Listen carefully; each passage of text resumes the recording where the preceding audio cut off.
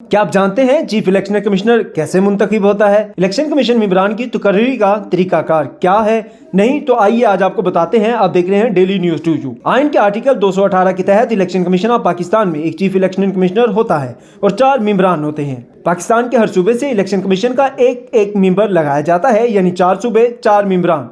इस वक्त election commission of Pakistan के chief election commissioner Sikandar Sultan Raja हैं। आइन के आर्टिकल 218 में बताया गया है कि पार्लियामेंट के दोनों ईवानों, सूबाई असम्बलियों और ऐसी अवामी ओहदों के इंतखाबात जिन्हें कानून के जरिए बयान कर दिया गया हो के लिए एक मुस्तकिल इलेक्शन कमीशन तश्कील दिया जाएगा। इलेक्शन कमीशन एक चीफ इलेक्शन कमिश्नर और 4 अरकान पर मुश्तमिल होगा। हर सूबे में से इलेक्शन कमीशन का एक रुकन होगा, जिनमें से हर एक ऐसा शख्स होगा जो किसी हाई कोर्ट का जज रह चुका हो या सीनियर सरकारी मुलाजिम रह चुका हो या टेक्नोक्रेट हो और इसकी उम्र 65 साल से जायद ना हो, जिनका तकर्रुर सदर आर्टिकल 213 की शक्लों में कमिश्नर के तकर्रुर के लिए फराहम किए गए तरीकाकार के मुताबिक करेगा। तैनाती का तरीका। चीफ इलेक्शन कमिश्नर और इलेक्शन कमीशन मेंबरान की तैनाती का तरीकाकार आइन के आर्टिकल 213 में फराहम किया गया है। आर्टिकल 213 में बताया गया है कि एक चीफ इलेक्शन कमिश्नर होगा जिसका तकर्रुर सदर करेगा।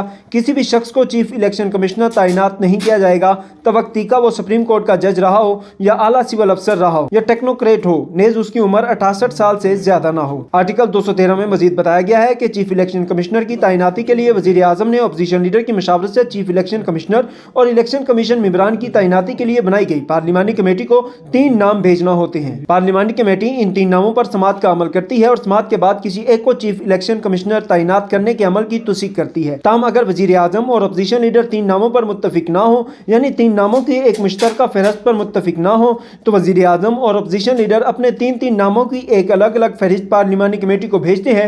पार्लिमानी कमेटी समाअत के अमल के बाद इन नामों में से किसी एक की चीफ इलेक्शन कमिश्नर के लिए तौसीक कर सकती है। इलेक्शन कमीशन के मेंबरान की तैनाती के लिए भी यही तरीकाकार अपनाया जाता है। पार्लिमानी कमेटी कौन तश्कील देता है? इलेक्शन कमीशन के सरबराह और 4 मेंबरान की तैनाती के लिए पार्लिमानी कमेटी की तश्कील स्पीकर कौमी असम्बली करता है।